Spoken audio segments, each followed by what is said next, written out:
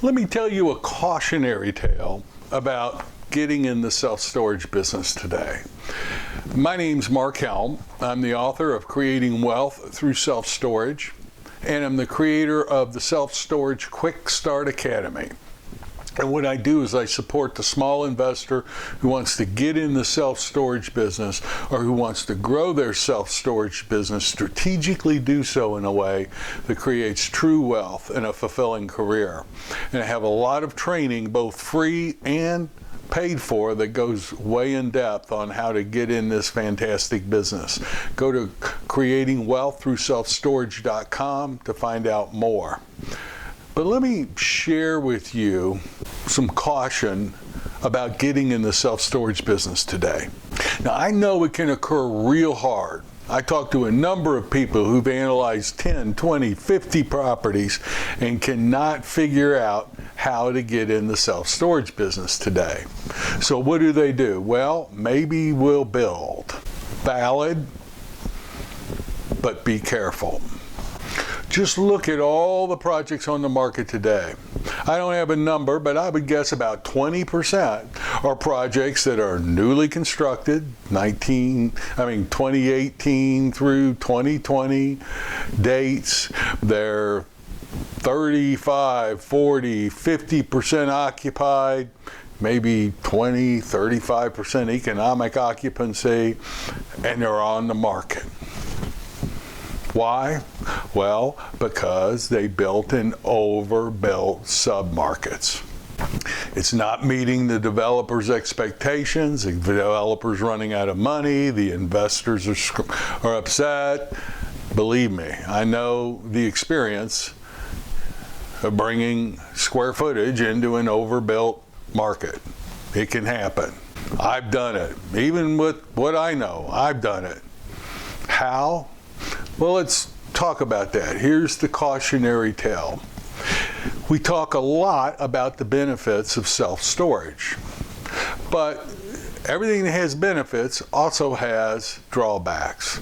Let's look at some of perhaps the biggest drawback of self-storage, and it's what I call the glacial effect. Self-storage can be a very, very slow motion process of approvals, building, and leasing. Sometimes it can occur very slow, like everything's happening in slow motion. It's like watching a glacier come from the north to the south over thousands of years.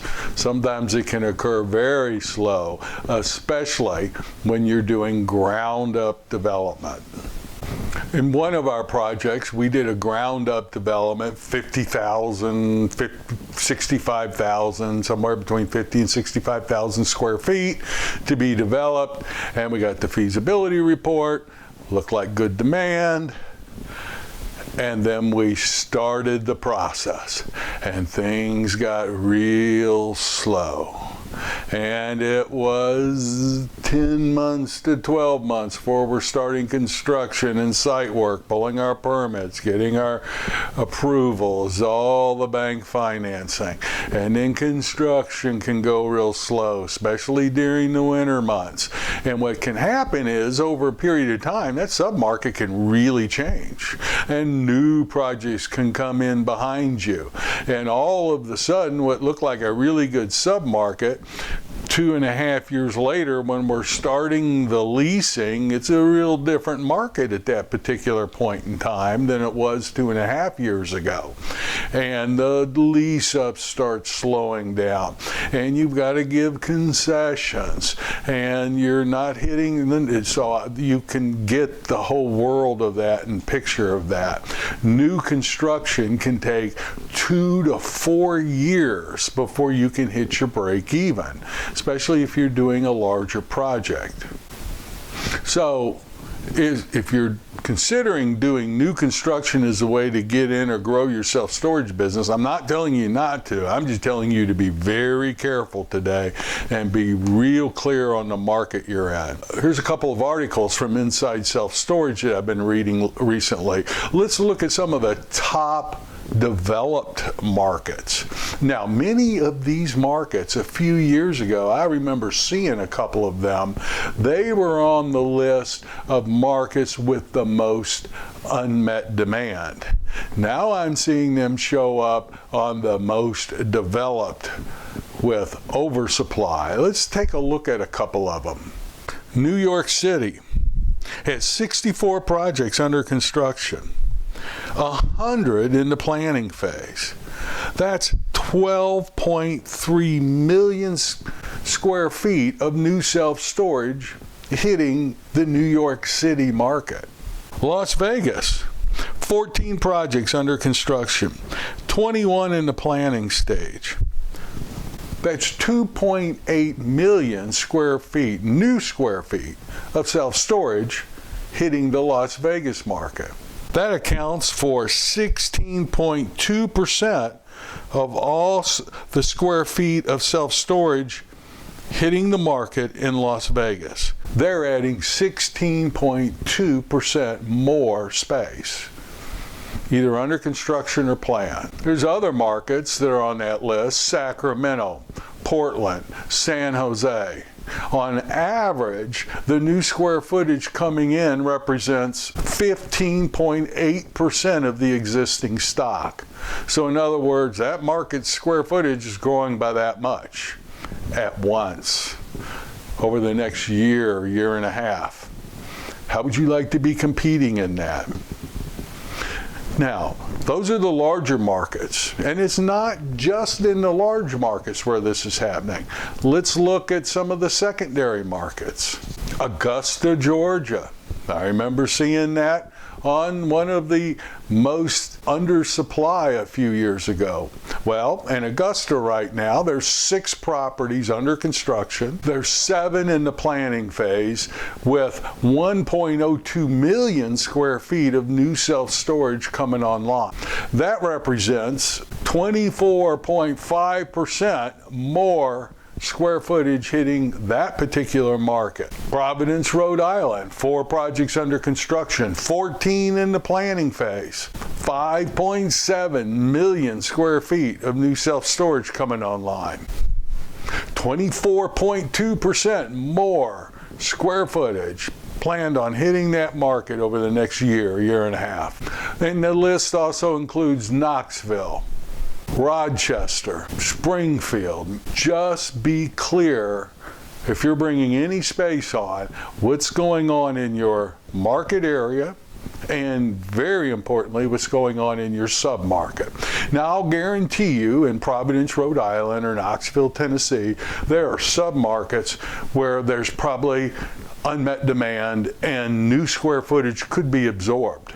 But when the overall market is oversupplied, that creates a downward pressure on the rents. And what you'll see is the difference between what the market rents are and what you've got to get, what you have to offer to get new tenants. There can be a very big gap there, 50%. And your per square foot income is a lot lower than your initial pro forma in most cases. So even if you're in a sub-market that has unmet demand, but your overall market's oversupplied, it's still going to affect you. Just be careful. Does that mean we shouldn't be getting in the storage business? Absolutely not. Here's the silver lining. There are still markets with unmet demand. You've just got to find them. And my suggestion is, right now, we're doing no new construction from ground up. Now, we might do an expansion, but there's a big difference when you have 25, 35,000 square feet generating income and you're bringing another 10 or 20,000 square feet online. That's way different than starting from square zero and bringing 60,000 square feet online. Conversions, yes, you start from square zero, but there's usually little or no site work. You can be generating income in 6 months or less, and we've always been able to take we phase in conversions in the parts of the buildings that we're not using for self-storage right now. We're getting other income from them. I had in many of ours projects, I'm making $50,000 to $100,000 in income, rental income, before I rent our first self-storage unit. Much easier to do in a conversion. So my coaching is we're finding our opportunities in the secondary markets. Just make sure you're not in a grossly overbuilt one. And we're finding our opportunities in the outer parts of the larger MSAs. We're not competing with the large institutional money. We're looking for the small industrial building or the small retail building we can convert, and we're looking for the mom and pop projects that we can expand and bring to institutional grade. Be careful. My coaching is, in today's world, really think through if you're considering doing a ground up project. Perhaps this will weed out a lot of the new people coming in who are just thinking about it and have a lot of money but are not willing to go through the training and the critical thinking it takes to be successful today in getting in the self-storage business. I love the self-storage business. It is still the best business for the small investor there is. Be strategic, think through how you're getting in, and make sure you're not bringing more space into an overbuilt sub-market. There's no reason to do it, and it's not fun. But when you can bring a project online in a market that needs more self-storage space, it is a very financially and professionally rewarding experience. It's the best business there is for the small investor. I look forward to being with you next week as we continue our exploration on getting in or growing your self-storage business today. My name's Mark Helm. I'm the author of Creating Wealth Through Self-Storage, and I'm the creator of the Storage World Analyzer. That's the financial analysis modeling tool that we use as we look at growing our self-storage business. You can use it too. Go to storageworldanalyzer.com and explore it. Thank you, and I'll see you next week.